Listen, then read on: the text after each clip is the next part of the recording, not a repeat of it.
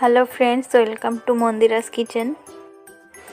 আজ আমি নিয়ে চলে এসেছি আপনাদের জন্য একটি নতুন ধরনের কাতলা মাছের রেসিপি। এইভাবে কাতলা মাছ রান্না করে খেয়ে দেখবেন, স্বাদ আরও দ্বিগুণ হয়ে যাবে। আমি এই রান্নাটি খুবই অল্প উপকরণ দিয়ে করব এবং খুব অল্প সময়ের মধ্যে হয়ে যাবে। আর কেউ যদি আমার চ্যানেলে নতুন হয়ে থাকেন তাহলে অবশ্যই চ্যানেলটিকে সাবস্ক্রাইব করে পাশে থাকা বেল আইকনটি বাজিয়ে দেবেন। তাহলে চলুন রান্নাটা শুরু করা যাক।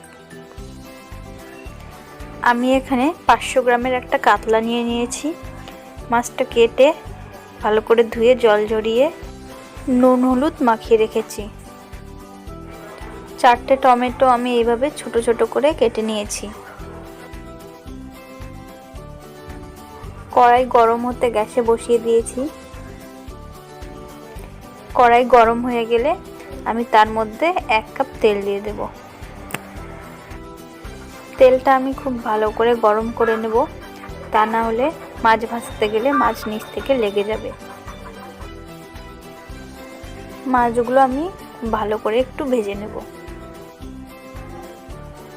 মাছ ভাজা হয়ে গেছে, আমি সব মাছগুলো এভাবেই ভেজে নেব।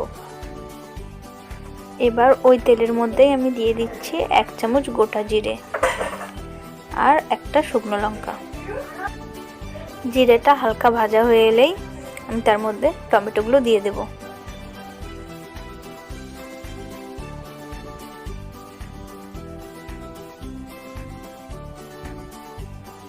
দিয়ে দিচ্ছি 1/2 চামচ হলুদ,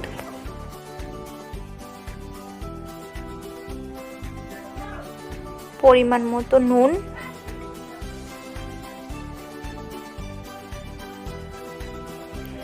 এবং 1 চামচ জিরে গুঁড়ো।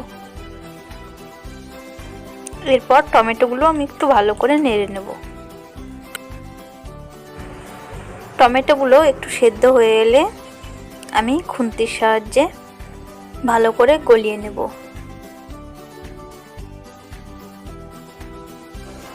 এরপর আমি জল দিয়ে দেব। আমি গরম জল ফুটিয়ে রেখেছিলাম, সেটা দিয়ে দিচ্ছি। আর হ্যাঁ, আপনারা মনে রাখবেন, যে কোনো রান্নায় গরম জল দিলে কিন্তু রান্নার টেস্টটা আরও বেড়ে যায়। ঝোল ফুটে গেছে, এবার আমি ভেজে রাখা মাছগুলো একে একে সব দিয়ে দেব।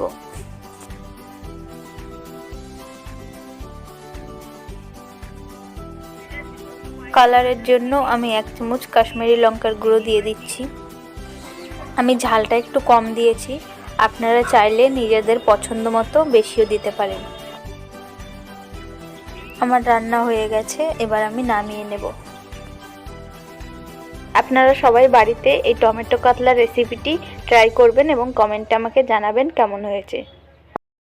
আশা করছি ভিডিওটি আপনাদের ভালো লেগেছে। যদি ভালো লেগে থাকে তাহলে অবশ্যই লাইক, কমেন্ট অ্যান্ড শেয়ার করে দেবেন। আরও নতুন নতুন রেসিপির আপডেট সবার প্রথমে পাওয়ার জন্য আমার চ্যানেল মন্দিরাস কিচেনকে সাবস্ক্রাইব করে পাশে থাকা বেল আইকনটি বাজিয়ে দেবেন।